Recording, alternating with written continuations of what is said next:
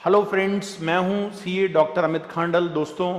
और मैं आप लोगों के लिए सेकंड वीडियो लेकर आया हूं अमेंडमेंट क्लासेस का। दोस्तों, these amendments are applicable for 2020 exams जो आप लोगों के जुलाई में होने जा रहे हैं। Whether you are appearing for CA, CS and CMA exams, आप सभी लोगों के लिए दोस्तों ये अमेंडमेंट्स बहुत ज्यादा इंपॉर्टेंट है। दोस्तों, इससे पहले हम फर्स्ट वीडियो जो बना चुके हैं अमेंडमेंट्स का, which is already uploaded on YouTube. दोस्तों, उसके अंदर मैंने आप लोगों को एक बात बताई थी कि हम सप्लाई से रिलेटेड अमेंडमेंट को ऑलरेडी डिस्कस कर चुके हैं। इसके बाद डियर हम डिस्कशन कर रहे थे in relation to reverse charge mechanism. दोस्तों, जो रिवर्स चार्ज मैकेनिज्म है उसके बारे में हमारा डिस्कशन चल रहा था। एंड जो पीडीएफ मैं आप लोगों से शेयर करूंगा, जो डिस्क्रिप्शन बॉक्स में आपको मिलेगा, उसका पेज नंबर 8 निकाल लीजिएगा डियर, पेज नंबर 8। वहां पर आपको क्लैरिफिकेशंस दिए गए हैं ऑन इशू ऑफ। दोस्तों, ये जो क्लैरिफिकेशन है that is in relation to GST on airport levies. दोस्तों, क्या होता है कि जो एयरपोर्ट होता है ना, एयरपोर्ट, वहां पर क्या होता है एयरपोर्ट पे दोस्तों, जब आप हवाई यात्रा करते हो, जब आप एयर ट्रैवल करते हो डियर, तो आपको जो एयर ट्रैवल का टिकट परचेज करना पड़ता है। आप उसमें देखिएगा एक पैसेंजर सर्विस फीस उसमें चार्ज होती है, जिसको हम शॉर्ट में बोलते हैं पीएसएफ, पैसेंजर सर्विस फीस, है ना। और दोस्तों, एक होता है यूजर डेवलपमेंट फीस, जिसको हम शॉर्ट में बोलते हैं यूडीएफ।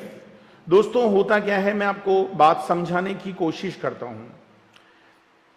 माय डियर फ्रेंड्स, दोस्तों, आपने देखा होगा कि जो एयरपोर्ट होते हैं, एयरपोर्ट, इन एयरपोर्ट्स पर क्या होता है दोस्तों कि इन एयरपोर्ट का ऑपरेटर होता है, ऑपरेटर जो एयरपोर्ट को ऑपरेट करता है।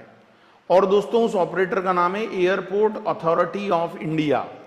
दोस्तों, गवर्नमेंट ने इसके लिए एक अथॉरिटी बना रखी है जिसका नाम है एयरपोर्ट अथॉरिटी ऑफ इंडिया।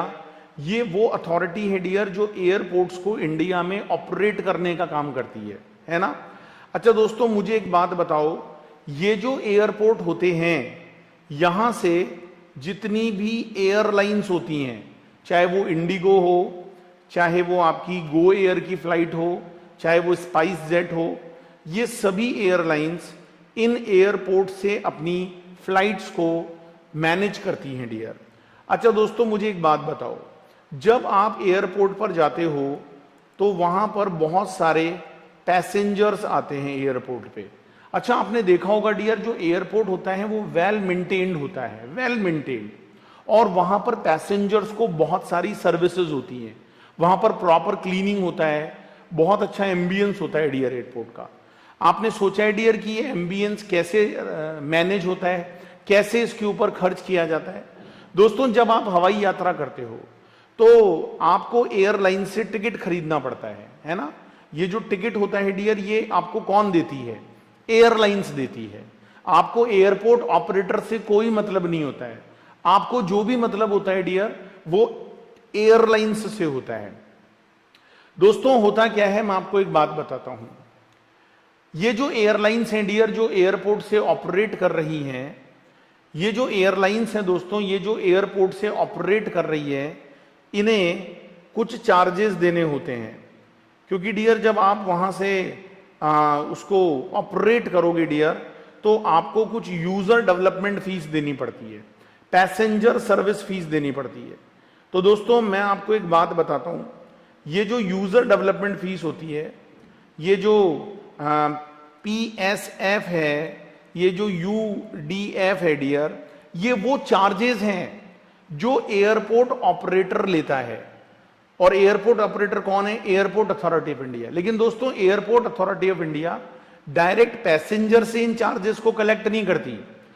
ये जो एयरपोर्ट अथॉरिटी ऑफ इंडिया है, जो गवर्नमेंट बॉडी है, ये क्या करती है दोस्तों, ये एयरलाइंस को ये बोलती हैं कि जब आप पैसेंजर के टिकट्स को बुक करोगे, आप जब पैसेंजर्स के टिकट को बुक करोगे, तो आप उसी टिकट में एक तो बेसिक फेयर ले लिया करो, भाई बेसिक फेयर तो एयरलाइंस लेंगी, साथ में डियर इसके साथ में PSF या जो यूजर डेवलपमेंट फीस है वो टिकट में ही चार्ज कर लिया जाता है।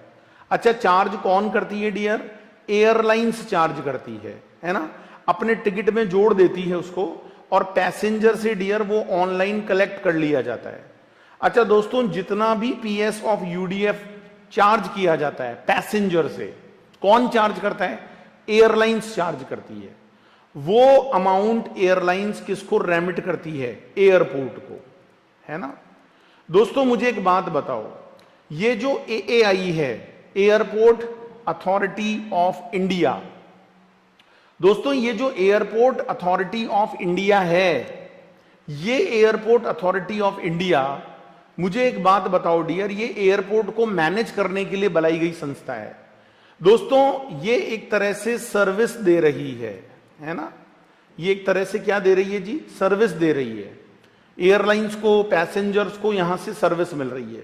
अच्छा, उसका जो पैसा होता है डियर, वो एयरपोर्ट अथॉरिटी पैसेंजर से डायरेक्टली चार्ज नहीं करती, उसको वो एयरलाइंस के थ्रू चार्ज करवाती है। अच्छा, मैं आपको एक बात बताना चाहूंगा डियर, बेसिक फेयर सपोज करिए 10,000 रुपया है ना, और PS ऑफ UDF सपोज करो जी यहां पर 2000 PSF है और 1000 का UDF है, तो सपोज करो जी 13,000 रुपए का टिकट है। तो दोस्तों मुझे एक बात बताओ, एयरलाइंस जब पैसेंजर को सर्विस देगी तो वो उसके ऊपर GST लगाएगी, 13,000 के ऊपर GST लगाएगी। लेकिन दोस्तों मैं आपको एक बात बताऊं, जो 10,000 का GST है, जो 10,000 का GST है वो तो एयरलाइंस को जमा कराना होगा, एयरलाइंस को। उसे जमा कौन कराएगी? एयरलाइंस जमा कराएगी एज अ फॉरवर्ड चार्ज, क्योंकि वो अपने पैसेंजर को क्या दे रही है? सर्विस दे रही है। लेकिन दोस्तों मुझे एक बात बताओ, एयरलाइंस ने पैसेंजर से जो UDF और PSF का पैसा चार्ज किया है और उसके ऊपर भी GST कलेक्ट किया गया है, दोस्तों मुझे एक बात बताओ, ये GST कौन जमा कराएगा? इसके ऊपर एक बहुत इंपॉर्टेंट क्लैरिफिकेशन आपके अमेंडमेंट वाले PDF में है।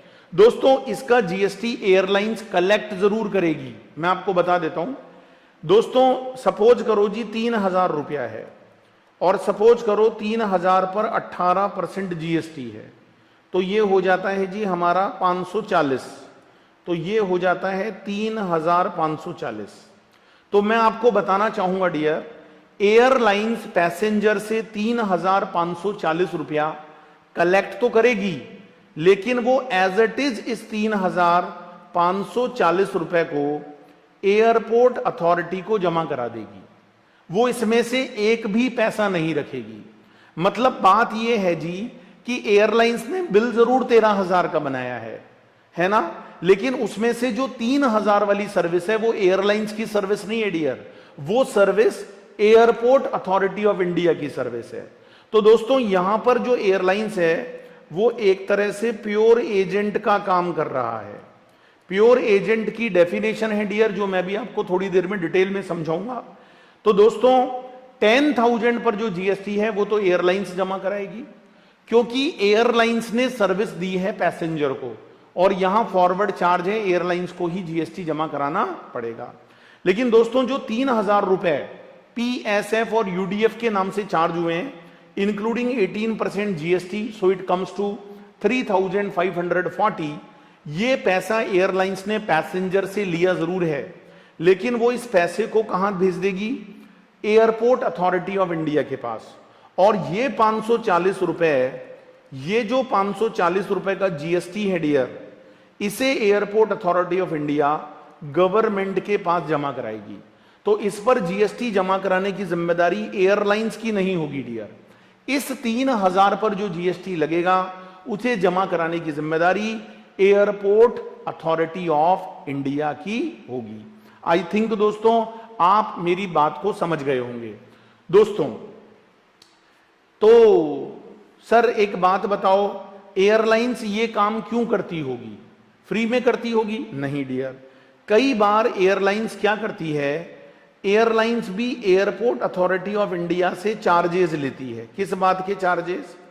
कि साहब देखो, हम आपके लिए कलेक्शन कर रहे हैं, हम आपके लिए पैसे कलेक्ट करके आपको दे रहे हैं, तो हमारी भी तो कॉस्ट है। सपोज करो डियर, एयरलाइंस ने यहां पर कलेक्शन चार्ज लगा दिया 100 रुपीज।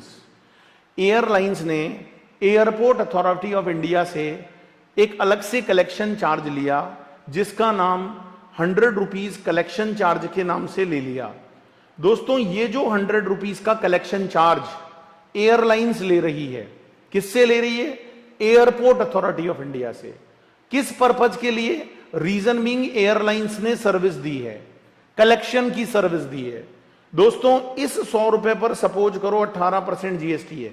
अच्छा, इसकी बिलिंग एयरलाइंस अलग से करेगी। किसको करेगी? एयरपोर्ट अथॉरिटी ऑफ इंडिया को। और इस पर 18 रुपए का जीएसटी लगाकर इसे देगी। सर, ये 18 रुपए का जीएसटी कौन जमा कराएगा? दोस्तों, ये जीएसटी एयरलाइंस को जमा कराना होगा अंडर फॉरवर्ड चार्ज। ये 18 रुपए एयरलाइंस एयरपोर्ट अथॉरिटी से कलेक्ट करेगी और फिर एयरलाइंस इसको जमा कराएगी। तो दोस्तों, मैं आपसे एक क्वेश्चन पूछना चाहता हूं, ये एयरलाइंस ने जो 100 रुपए की सर्विस दी है, ये एयरलाइंस के लिए आउटपुट सर्विस हो गई। ओके सर, लेकिन एयरपोर्ट अथॉरिटी के लिए ये इनपुट सर्विस है, क्योंकि एयरपोर्ट अथॉरिटी कलेक्शन की सर्विस ले रहा है एयरलाइन से। अच्छा, और ये जो 18 रुपए का जीएसटी है डियर, इसका एयरपोर्ट अथॉरिटी को आईटीसी मिलना चाहिए। सर, ये आईटीसी एयरपोर्ट अथॉरिटी किस जीएसटी से लेगी? दोस्तों, जो उसकी आउटवर्ड सप्लाई है। आपने देखा था डियर कि 3000 रुपए का GST airport authority of India जमा करा रही थी, क्योंकि ये उसकी आउटवर्ड सर्विस थी। तो दोस्तों, इस 18 रुपीज का क्रेडिट इस आउटवर्ड सप्लाई से लिया जा सकता है by the airport authority of India, by the airport authority of India. Sir, एक बात बताओ, पैसेंजर ने भी तो सर्विस ली है। हां दोस्तों, पैसेंजर ने भी सर्विस ली है। अच्छा, पैसेंजर के लिए ये कौन सी सर्विस है? Inward service. पैसेंजर को 13,000 रुपए देने पड़े हैं डियर। तो सर, पैसेंजर आईटीसी ले सकता है क्या? हां, क्यों नहीं ले सकता डियर? अगर पैसेंजर इसको अपनी आउटवर्ड सप्लाई को देने के लिए यूज कर रहा है एयरलाइंस की सर्विस, तो क्यों नहीं ले सकता? लेकिन दोस्तों, एक बात बताऊं, यहां पर आईटीसी पैसेंजर को जरूर मिलेगा, है ना, जरूर मिलेगा, आई एग्रीड। लेकिन दोस्तों, मुझे एक बात बताओ, किसके इनवॉइस पर मिलेगा? जो एयरपोर्ट अथॉरिटी ऑफ इंडिया है उसके इनवॉइस पर? नहीं, बिकॉज एयरपोर्ट अथॉरिटी ने तो कोई इनवॉइस दिया ही नहीं डियर। इनवॉइस किसने दिया? एयरलाइंस ने दिया। तो डियर, पूरे 13,000 पर जितना भी जीएसटी बनता है, वेदर वो 10,000 पर जीएसटी हो या 3,000 पर, एयरलाइंस ने जो बिल रेस किया होगा, पैसेंजर को जो टिकट जारी किया होगा, क्योंकि डियर उसका टिकट ही बिल के बराबर होता है, उसके बेसिस पर पैसेंजर क्रेडिट ले लेगा। तो कहने का मतलब यह है डियर, यहां एयरपोर्ट अथॉरिटी अपना अलग से कोई बिल नहीं बनाती है। जो भी कलेक्शन होता है वो एयरलाइंस करती है on the behalf of airport authority of India. यही बातें डियर आप लोगों को यहां पर समझाई गई है। मैं आप लोगों को एक बार लीगल टेस्ट पढ़कर सुना देता हूं। दोस्तों, अगर हम लीगल टेक्स्ट को देखते हैं तो सबसे पहले हमें पैसेंजर सर्विस फीस के बारे में बताया गया है कि ये जो पैसेंजर सर्विस फीस होती है, ये एयरक्राफ्ट रूल्स के तहत चार्ज की जाती है। ये एक तरह का एयरपोर्ट जो लाइसेंस ही होता है, जिसके पास एयरपोर्ट चलाने का लाइसेंस है, जिसको हम बोलते हैं AAI, उसके द्वारा कलेक्ट किया जाता है PSF। और ये किन से कलेक्ट किया जाता है? उन पैसेंजर्स से जो इम्बार्क कर रहे हैं, जो यात्रा कर रहे हैं डियर। और इसकी रेट गवर्नमेंट डिसाइड करती है अकॉर्डिंग टू द रूल। ये जो AAI पैसा ले रही है PSF के नाम से, इससे डियर इंफ्रास्ट्रक्चर को, फैसिलिटीज को बढ़ाया जाता है एयरपोर्ट पे। UDF जो होता है डियर, ये रूल 89 में चार्ज होता है एयरक्राफ्ट रूल्स में, इसे भी लाइसेंसी कलेक्ट करता है। लाइसेंसी का मतलब AAI, बड़े बड़े जो मेजर पोर्ट्स होते हैं डियर। लेकिन दोस्तों, इसको कैसे लिया जाएगा ये नहीं बताया गया है। लेकिन माय डियर फ्रेंड्स, मैं आपको बता दूं, director general of civil aviation का एक ऑर्डर है, जिसमें यह लिखा हुआ है कि in order to avoid inconvenience to the passenger and smooth and orderly air transport, UDF shall be collected, UDF shall be collected from the passenger. UDF हो या पीएसएफ हो डियर, इनका कलेक्शन पैसेंजर से कौन करेगी? एयरलाइंस करेगी। देखो साफ लिखा है एयरलाइंस करेगी। कब करेगी? At the time of issue of air ticket the same shall be remitted to AAI. और फिर एयरलाइंस की जिम्मेदारी है इस पैसे को इकट्ठा किया जाए और एएआई के पास जमा करा दिया जाए। इसके लिए डियर कई बार माय डियर फ्रेंड्स, जो एयरलाइंस होती हैं वो कलेक्शन चार्ज ले लेती है। किससे? एएआई से ले लेती है, और इट मे बी 5 रुपए के बराबर कई बार कलेक्शन चार्ज ले लिया जाता है, which shall not be pass on to the passengers. और इसका बर्डन डियर पैसेंजर्स पर नहीं डाला जाता, क्योंकि इसमें पैसेंजर का रोल नहीं है। यह सर्विस एयरलाइंस दे रही है एयरपोर्ट अथॉरिटी ऑफ इंडिया को, तो दोस्तों इसका कलेक्शन चार्ज भी लिया जाता है। So the above facts is clearly indicate that PSF and UDF are charge by airport operators. ये पैसा चार्ज तो एएआई ने किया है for providing the service to the passenger, लेकिन दोस्तों कंसीडरेशन कौन लेकर दे रहा है? एयरलाइंस लेकर दे रही है। किसको दे रही है? एयरपोर्ट ऑपरेटर को दे रही है। अच्छा, जब आप कंसीडरेशन की डेफिनेशन पढ़ते हो उसमें लिखा है कि dear consideration may be in money form, consideration may be in kind form. अच्छा दोस्तों, कंसीडरेशन जरूरी नहीं है कि रेसिपिएंट ही जमा कराए। यहां पर सर्विस का रेसिपिएंट पैसेंजर है। मैं मानता हूं डियर, पैसेंजर ने डायरेक्ट एयरपोर्ट अथॉरिटी को पैसा नहीं दिया। पैसा जो आया है वो एयरपोर्ट अथॉरिटी के पास एयरलाइंस से आया है, लेकिन क्या वो कंसीडरेशन नहीं है? हां दोस्तों, वो कंसीडरेशन है। कंसीडरेशन अगर आपको रेसिपिएंट से डायरेक्ट मिलेगा, जो सर्विस का रेसिपिएंट है, तो भी आप उसको कंसीडरेशन बोलोगे, और अगर वो अदर पर्सन से मिलेगा on behalf of this passenger, तो भी हम उसको कंसीडरेशन बोलेंगे। आई थिंक दोस्तों आपको बात समझ में आ गई होगी। यस, बहुत बढ़िया। तो service provided by airport operator to the passengers against consideration in the form of UDF और PSF is liable to GST. क्योंकि डियर इस पर पहले जब सर्विस टैक्स था वो भी लगा करता था। अच्छा दोस्तों, एयरपोर्ट ऑपरेटर क्या करेंगे? एयरपोर्ट ऑपरेटर इस जीएसटी को जमा कराएंगे, और किससे कलेक्ट करेंगे? पैसेंजर से। लेकिन वो डायरेक्टली कलेक्ट नहीं करते हैं dear, it is collected by way of airlines, है ना? It is collected by way of airlines. So airport operator are collecting PSF और यूडीएफ इंक्लूसिव ऑफ जीएसटी। 3000 नहीं, 3000 प्लस जीएसटी लिया जाएगा, and there is no questioning of they are not paying the GST. अरे भाई, अगर airport authority ने 3000 plus GST collect किया है, तो उसे गवर्नमेंट को 3000 पर जो 540 रुपए का जीएसटी है वो जमा कराना पड़ेगा। Okay sir. और दोस्तों सर्कुलर में एक बात और बताई है आपको, the collection charge paid by the airport operator to airlines. दोस्तों जो एएआई है उसने जो एयरलाइंस को पैसे दिए हैं, 100 रुपए दिए हैं सपोज करो collection charge, it is also a consideration.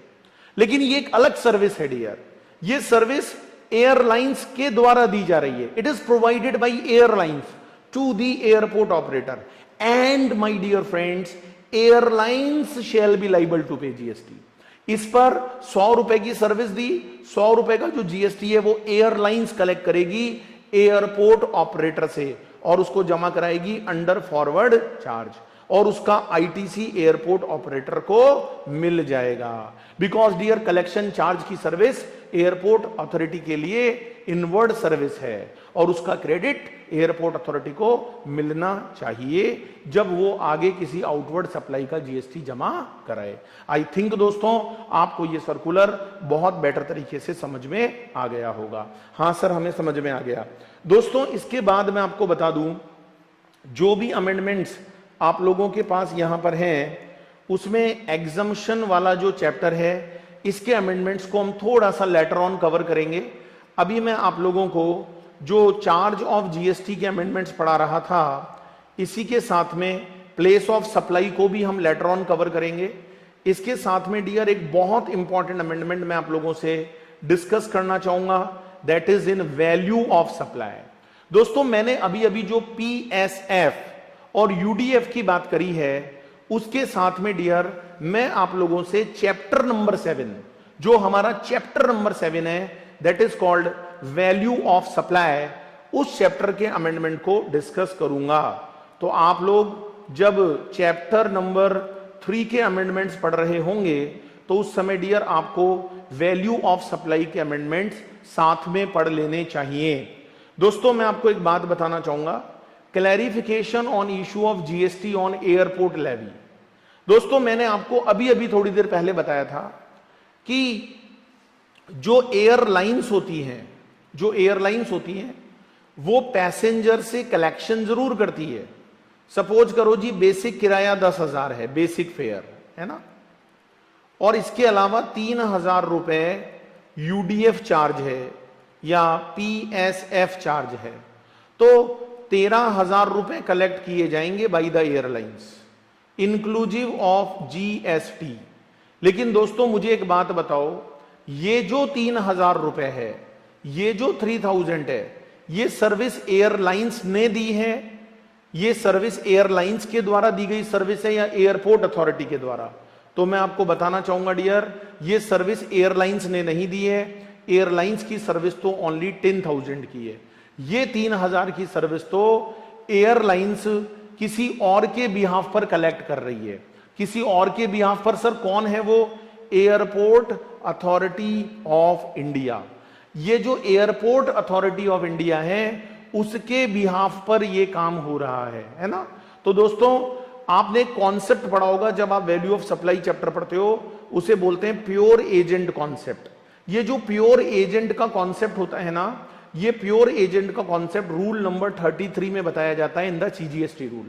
जब हम किसी सर्विस को प्रोवाइड कर रहे होते हैं और एट दैट टाइम अगर हम रेसिपिएंट के कहने पर उसे कहीं से कोई दूसरी सर्विस लाकर देंगे तो डियर उसे वैल्यू का पार्ट नहीं बनाया जाएगा।